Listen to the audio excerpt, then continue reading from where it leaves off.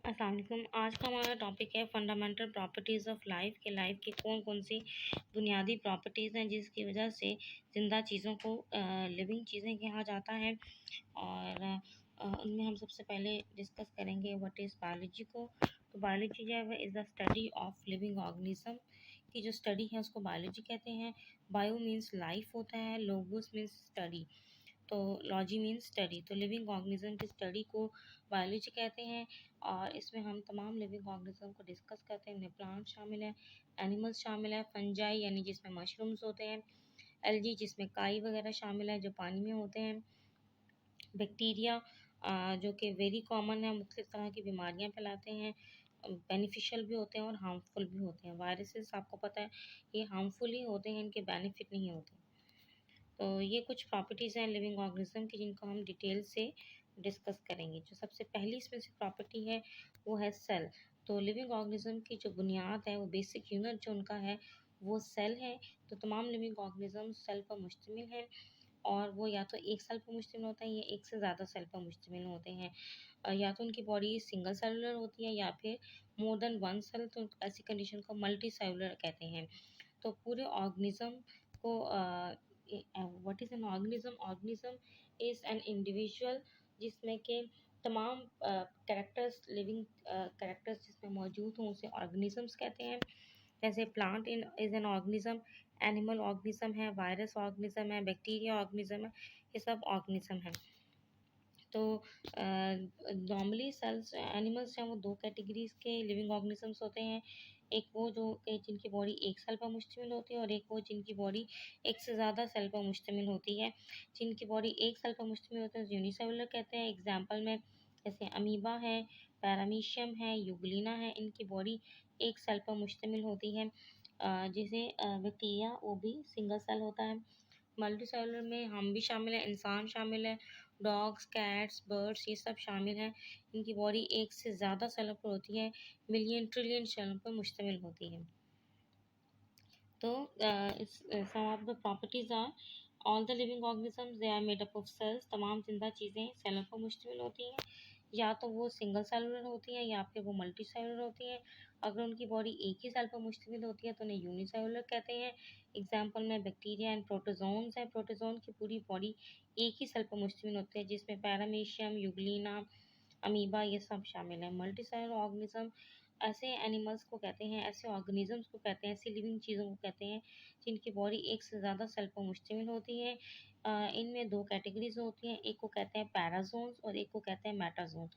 अगर तो इनमें टिश्यू फॉर्मेशन ना हो तो उन्हें पैराजोन्स कहते हैं, और अगर इनमें टिश्यू फॉर्मेशन हो यानी proper organ and organ system हो तो उसे मेटाजोन्स कहते हैं। और मेटाजोन्स में तमाम बर्ड्स आ जाते हैं, इंसान भी हैं, एनिमल्स जितने भी तमाम प्लांट्स, तमाम फंजाई ये सब के सब मेटाजोन्स हैं। पैराजोन्स में एक ही फाइलम कंसिडर किया जाता है, दैट इज़ पॉरीफेरा। तो पॉरीफेरा जो है वो जिनकी बॉडी में सुराख होते हैं, स्पंजीज जिन्हें कहते हैं कॉमनली, वो पैराजोन्स होते हैं। ठीक है, और बाकी सारे के सारे मेटाजोन्स कंसिडर होते हैं। तो जैसे ही हम डिस्कस करते हैं कि बॉडी कंसिस्ट ऑफ सेल, तो उसके नेक्स्ट चीज़ इंपॉर्टेंट होती है, that is the level of organization. तो लिविंग ऑर्गेनिजम्स जो है वो सिंपल से मोर कॉम्प्लेक्स की तरफ मूव करते हैं। तो सबसे बेसिक चीज़ जो है वो किसी भी लिविंग मटेरियल की जो है दैट इज़ एटम है। ये स्मॉलेस्ट पार्टिकल है मैटर का, इसको फर्दर सब डिवाइडेड नहीं किया जा सकता। दो या दो से ज़्यादा एटम एक ही तरह के या डिफरेंट तरह के जब आपस में बाइंड करते हैं तो मॉलिक्यूल बनते हैं, जैसे कि पानी का मॉलिक्यूल, कार्बन डाइऑक्साइड का मॉलिक्यूल, ऑक्सीजन का मॉलिक्यूल। और जब ये ढेरों मॉलिक्यूल्स आपस में एक दूसरे के साथ कंबाइन करते हैं तो लार्जर मॉलिक्यूल्स बनते हैं जिन्हें मैक्रो मॉलिक्यूल्स कहते हैं, जैसे कि carbohydrate, protein, lipids, nucleic acid जो कि हमने लास्ट चैप्टर में पढ़े थे। और जब ये तमाम जो लार्जर मॉलिक्यूल्स हैं ये कंबाइन करते हैं तो ऑर्गेनेलिस बनते हैं। ऑर्गेनेलिस ये वो स्ट्रक्चर्स होते हैं जो एक सेल के अंदर मौजूद हैं। इनमें से हर एक का अपना एक फंक्शन होता है। तमाम ऑर्गेनेलिस मिलके एक सेल बनाते हैं, और जब सेलों का एक ग्रुप जो है जो इकट्ठा हो और एक ही तरह का फंक्शन परफॉर्म करे, जिसका एक ही फंक्शन हो, तो दैट इज़ कॉल्ड टिश्यू। उसे हमेशा टिश्यू कहते हैं। जैसे मसल इज़ अ टिश्यू है, इस तरह नर्वस टिश्यू होता है जो कि ब्रेन सिस्टम में है। ठीक है, तो ऑर्गन किसे कहते हैं, जब मल्टीपल टिश्यूज़ या एक से ज़्यादा टिश्यूज़ जो हैं जिनका एक ही काम हो, एक ही काम परफॉर्म कर रहे हों, तो दैट इज़ कॉल्ड ऑर्गन। जैसे स्टमक ऑर्गन है, इसमें मल्टीपल टिश्यूज़ होते हैं जिनका ओवरऑल काम है कि खुराक को ब्रेक डाउन करना, उसको तोड़ना, उसको फिजिकली भी तोड़ना और उसको केमिकली यानी एंजाइम्स को ऐड करके उसको ब्रेक करना। तो that is called organ. Organ के बाद ज़्यादा कॉम्प्लेक्स सिस्टम आ जाता है, that is called organ system. जब मल्टीपल ऑर्गन्स कंबाइन करते हैं तो वो एक सिस्टम बना देते हैं। जैसे डाइजेस्टिव सिस्टम में स्टमक होता है, खुराक की नाली होती है, इंटेस्टाइन होती है, आंतड़ियाँ, स्मॉल इंटेस्टाइन, लार्जर इंटेस्टाइन, ये सब मिलके एक पूरा का पूरा सिस्टम बनाते हैं। जब एक से ज़्यादा सिस्टम जब इकट्ठे हो जाते हैं, that lead to the formation of organism. तो इस तरह ऑर्गेनिज्म बन जाता है, और ऑर्गेनिज्म जो है ये हायर लेवल है ऑर्गेनाइजेशन का। तो ये अनदर डायग्राम है जो आपको इंडिकेट कर रही है कि कैसे जो है वो नॉन लिविंग मटेरियल से लिविंग मटेरियल बन रहा है। नॉन लिविंग मटेरियल में एटम, मॉलिक्यूल्स हैं, देन उसके बाद सेल आ जाता है, tissue, organ, organ system, organism. Organism के बाद नेक्स्ट लेवल्स को कहते हैं पॉपुलेशन। सबसे पहले आता है स्पीशी। स्पीशी कहते हैं कि एक ऐसे ग्रुप ऑफ इंडिविजुअल्स के, ऐसे ग्रुप को कहते हैं जो कि एक जैसे हों, जैसे elephant is a species, human is a species, cat is a species, dog is a species. और स्पीशी की इम्पोर्टेंस ये है कि स्पीशी के जितने भी मेंबर होते हैं वो सबके सब आपस में रिप्रोडक्शन करते हैं और उनसे नेक्स्ट जनरेशन आती है, ठीक है। तो एक ही तरह के जो इंडिविजुअल हैं जब किसी एक जगह पे पाए जाएं, दैट इज़ कॉल्ड पॉपुलेशन। जैसे human population, dog population, cat population, या आप गंदम का खेत जो है वो कहलाएगा वीट पॉपुलेशन, या गन्ने का खेत जो है वो शुगर केन की पॉपुलेशन है, ठीक है, इस तरह। तो नेक्स्ट लेवल होता है कम्युनिटी। कम्युनिटी किसे कहते हैं, जब दो या दो से ज़्यादा पॉपुलेशंस इकट्ठी एक जगह पाई जाएं, और इसमें प्लांट्स की पॉपुलेशंस भी हो सकती हैं, एनिमल्स की भी पॉपुलेशन हो सकती हैं, तो that system is called community.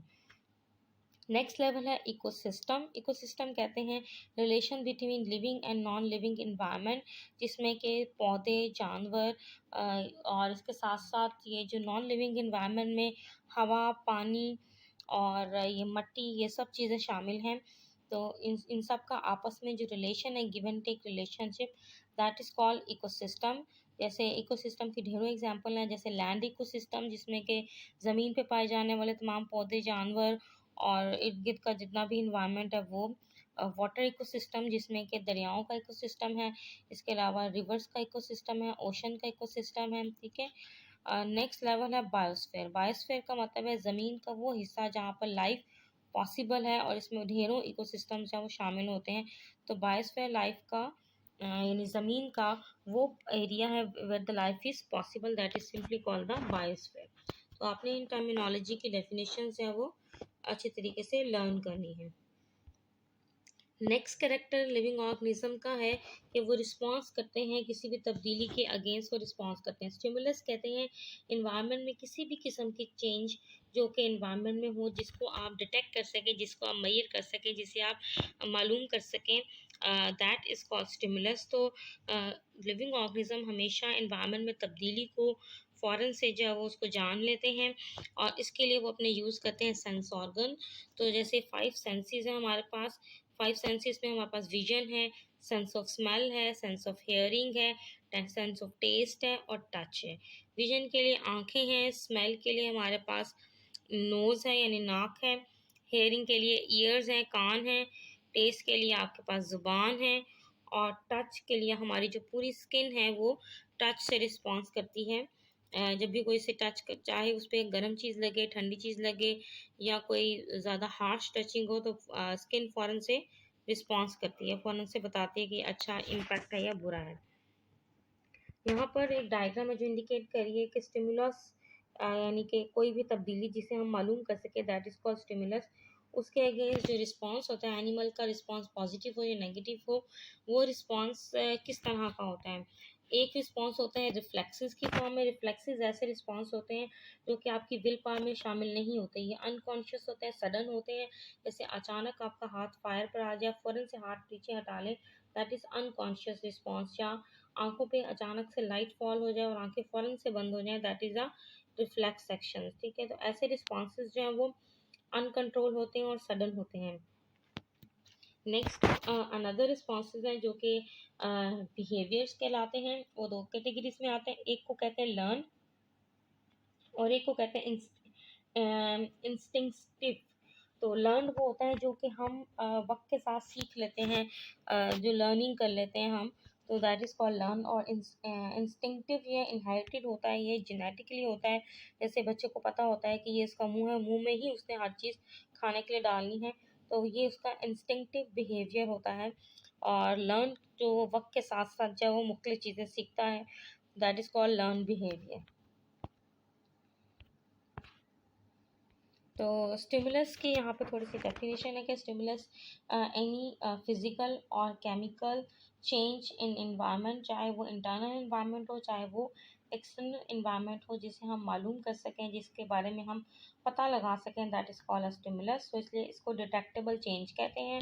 Stimulus में लाइट भी हो सकती है, स्टिमुलस में टेम्परेचर भी हो सकता है, कोई भी मैकेनिकल मूवमेंट जैसे बॉडी की मसल्स की मूवमेंट होना या टच होना, या किसी भी किस्म का केमिकल, चाहे वो हवा में हो चाहे वो फूड आइटम के अंदर हो, ठीक है ना, वो सारे के सारे को डिटेक्ट करना, दैट इज कॉल्ड स्टिमुलस।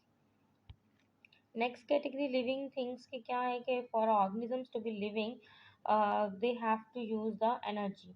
तो तमाम ऑर्गेनिज्म जो हैं वो एनर्जी को यूज़ करते हैं, और जितने भी रिएक्शन होते हैं किसी भी लिविंग ऑर्गेनिज्म में, उन्हें आम ओवरऑल जो है वो मेटाबॉलिज्म कहते हैं। और मेटाबॉलिज्म में दो तरह के रिएक्शन होते हैं, एक वो जिनमें चीज़ें टूटती हैं और एक वो जिनमें चीज़ें बनती हैं।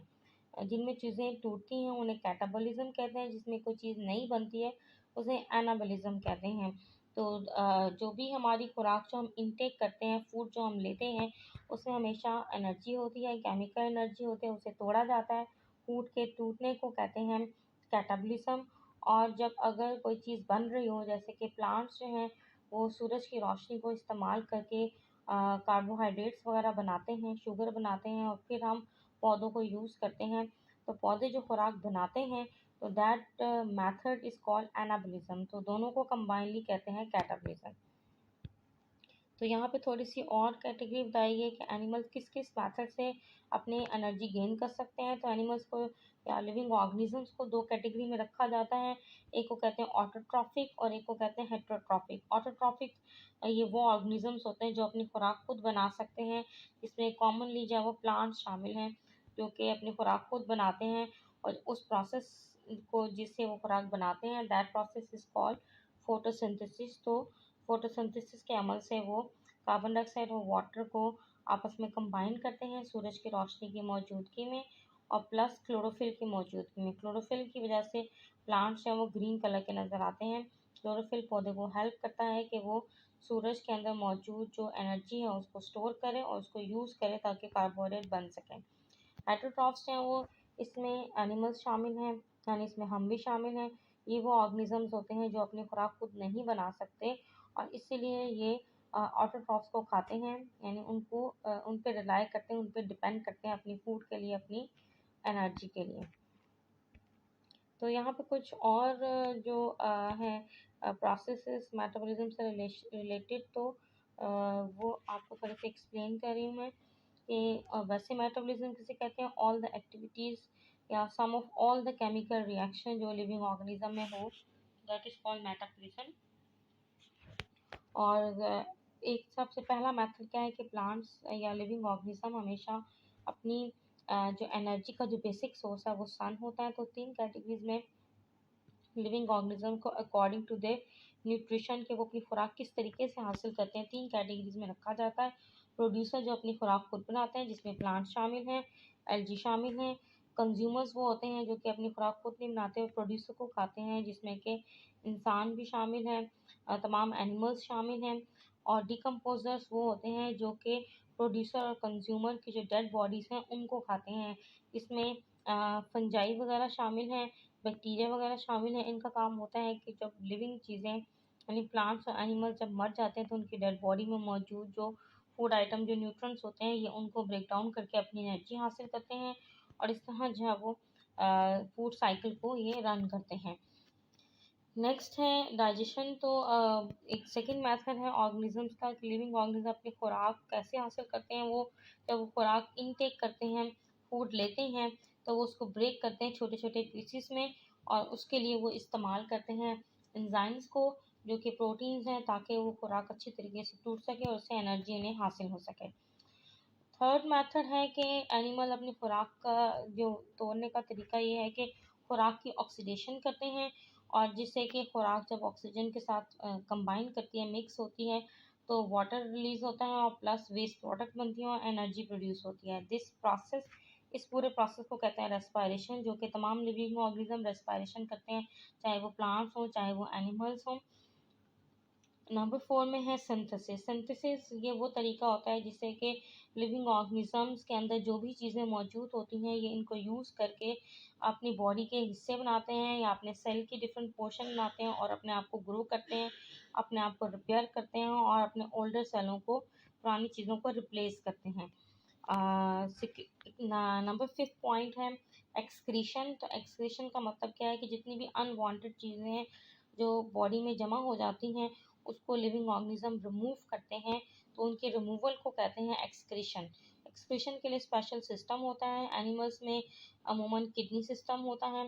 प्लांट्स में भी बहुत सारे डिफरेंट मेथड्स हैं जिससे कि वो अपनी वेस्ट प्रोडक्ट को बाहर रिलीज करते हैं, जिसकी कॉमन एग्जांपल है ऑटम सीजन में जो पत्ते येलो होके गिर जाते हैं। उसमें होता क्या है कि प्लांट अपनी तमाम वेस्ट प्रोडक्ट पत्तों में स्टोर कर देते हैं, बाद में वो पत्ते वीक होके गिर जाते हैं, और इस तरह जो है वो प्लांट अपनी जो वेस्ट प्रोडक्ट है उससे अपने आप को रिलीव कर लेते हैं। समटाइम ऐसा भी होता है कि पौधे की जो स्टेम का जब बीच का एरिया है, वहाँ पर तमाम वेस्ट प्रोडक्ट को स्टोर कर दिया जाता है, और अमूमन जब वो जो वुडी ट्रीज होते हैं उनका जो बीच का एरिया है वो ब्लैक सा और समटाइम हॉलो हो जाता है, कि वो यानी with the passage of time वो ब्रेक डाउन हो जाता है, और उसमें बिकॉज वो हार्ड भी होता है, वो ब्लैक भी होता है, उसकी वजह है कि तमाम वेस्ट प्रोडक्ट पौधा अपनी उसमें स्टोर करता है, और बाद में या तो उसको ब्रेक डाउन कर दिया जाता है, डिफरेंट एनिमल्स उसको तोड़ फोड़ देते हैं।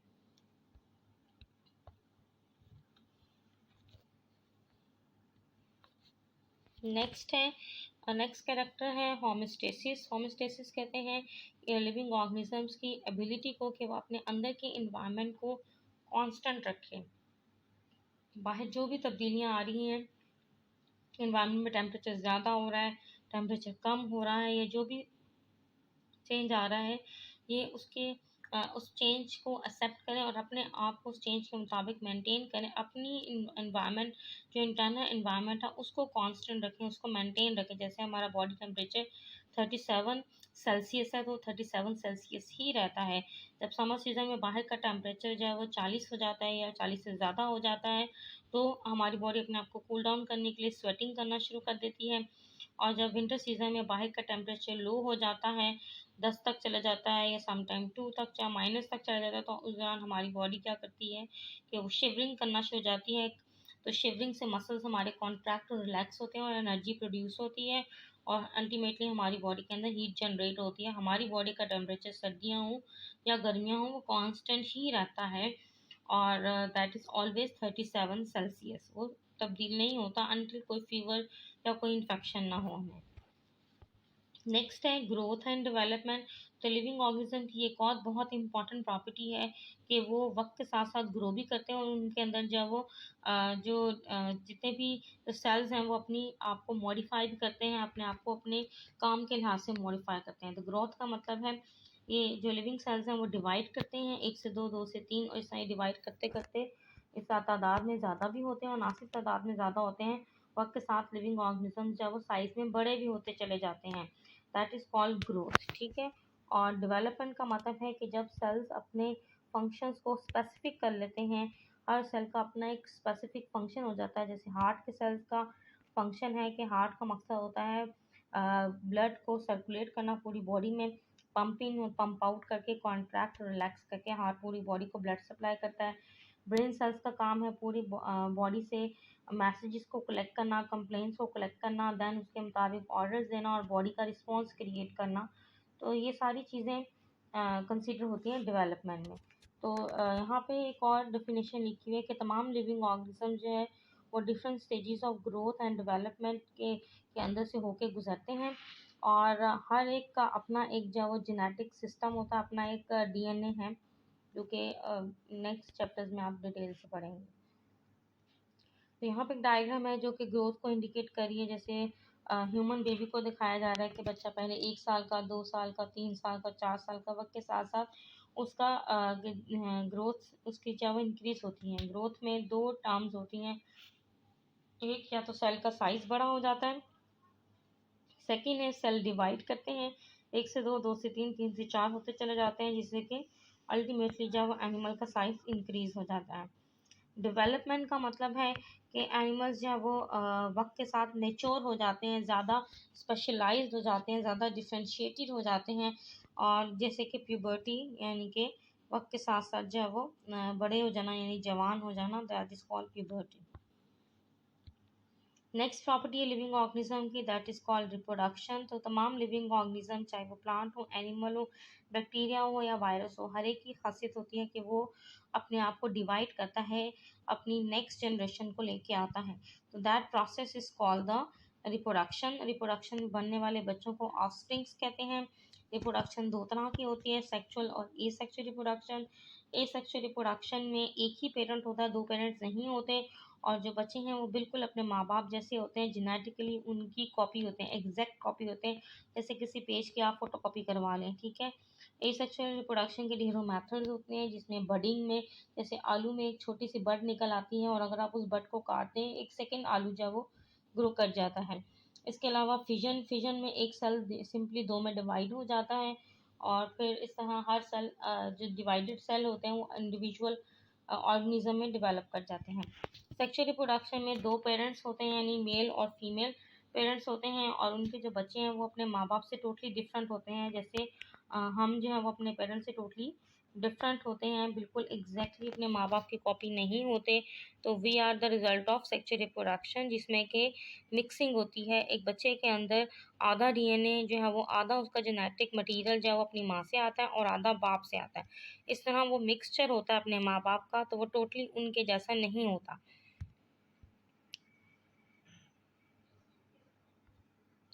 नेक्स्ट प्रॉपर्टी है कि अनदर, ये रिप्रोडक्शन से रिलेटेड है कि जिसमें थोड़ी सी डेफिनेशन बताई हुई कि सेक्सुअल रिप्रोडक्शन और सेक्सुअल रिप्रोडक्शन में क्या बेसिक डिफरेंस है।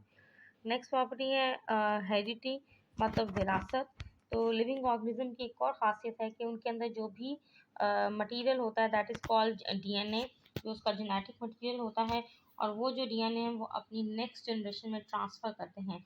डीएनए के अंदर जो बेसिक यूनिट होते हैं उनको आप कहते हैं जीन्स को। हर जीन का काम होता है हमारी बॉडी का एक कैरेक्टर कंट्रोल करना। तो इस तरह जो कैरेक्टर्स हैं वो एक जनरेशन से दूसरी जनरेशन, दूसरी से तीसरी जनरेशन में मूव करते हैं, यानी विरासती चीज़ें जो हैं वो माँ बाप से जो भी कैरेक्टर्स हैं वो बच्चों में जाते हैं, बच्चों से उनके बच्चों में जाते हैं। इस तरह ये साइकिल रन होता चला जाता है। नेक्स्ट है evolution. This is another important property of living organism. Evolution का मतलब होता है इर्तिका, यानी वक्त के साथ चीज़ें अपने आप को चेंज करती हैं। तो लिविंग ऑर्गेनिज्म जो है वो with the passage of time they change, वो वक्त के साथ साथ अपने आप को चेंज होती हैं। चूँकि इन्वायरमेंट चेंज होती है, तो ऑर्गेनिज्म अपने आप को इन्वायरमेंट में सेट करने के लिए और ज़्यादा चेंज करते हैं, और ऐसे कैरेक्टर्स लेके आते हैं वो जो कि उन्हें हेल्प करें कि उस इलाके में वो इस्टेब्लिश हो सकें। और उन कैरेक्टर्स को, जो उन जानवरों को, उन लिविंग ऑर्गेनिजम्स को हेल्प करते हैं कि वो इन्वायरमेंट में सूट कर जाएं, तो दैट कैरेक्टर्स और अडेप्टेशंस, तो वो अडेप्टेशंस कहलाती हैं। और ये अडेप्टेशंस जो है वो एक जनरेशन से दूसरी जनरेशन में ट्रांसफ़र होती हैं। ट्रेड्स कहते हैं तमाम कैरेक्टर्स जो कि जेनेटिकली कंट्रोल्ड हों, जो कि हमारे जिसके कोई रीज़न है, हमारे डीएनए जो है वो हर कैरेक्टर का रीज़न है। आंखों का कलर, बालों का कलर, स्किन का colour, this is all of these characters are called traits. इन सबको ट्रेड्स कहते हैं, और ये जनरेशन टू जनरेशन ट्रांसफ़र होते हैं। यहाँ पे कुछ टर्म्स हैं जो कि हेल्प आउट करेंगी आपको समझने में कि what is adaptation, what is environment and what is homeostasis. Homeostasis पहले भी बता चुकी हूँ, maintenance of constant internal environment, के अंदर के एनवायरनमेंट को कांस्टेंट रखना, बाहर कुछ भी हो रहा है आपने इंटरनली जब एनवायरनमेंट को मेंटेन रखना है। एनवायरनमेंट किसे कहते हैं? लिविंग ऑर्गेनिज्म की सराउंडिंग एरिया को जो जहाँ पे भी जो इर्द गिर्द का जो माहौल होता है, दैट इज़ कॉल्ड एनवायरनमेंट। और अडेप्टेशन, जिसका भी पीछे भी मैंने आपको जिक्र किया कि ये वो चीज़ें होती हैं जो कि लिविंग ऑर्गेनिजम्स को, ये वो कैरेक्टर्स होते हैं जो उनको हेल्प करते हैं कि वो इस एनवायरनमेंट में मोर सूटेबल हो जाएं। तो अडेप्टेशन क्या है कि कोई भी तब्दीली इन ट्रेड यानी इन कैरेक्टर्स में with the passage of time that help organism to survive better. यानी एनिमल्स के जो कैरेक्टर्स होते हैं, चाहे वो प्लांट्स हो चाहे वो एनिमल्स हो, उनके जो कैरेक्टर्स होते हैं उनमें वो तब्दीली जो उन्हें हेल्प करती है कि वो उस एनवायरनमेंट में ज़्यादा सूटेबल हो जाएं, तो दैट इज़ कॉल्ड अडेप्टेशन। और अडेप्टेशन की एक बेस होती है, that base is called DNA. तो डीएनए में की बेस पर वो अगर अडेप्टेशन हो तो वो ज़्यादा इफ़ेक्टिव होंगी, जो एक जनरेशन से दूसरी जनरेशन में ट्रांसफ़र होंगी। ठीक है, तो आज का टॉपिक हमारा था about the properties of life. तो आप इसको अच्छे तरीके से वंस अगेन थॉरली स्टडी करें और लर्न करें। Good luck.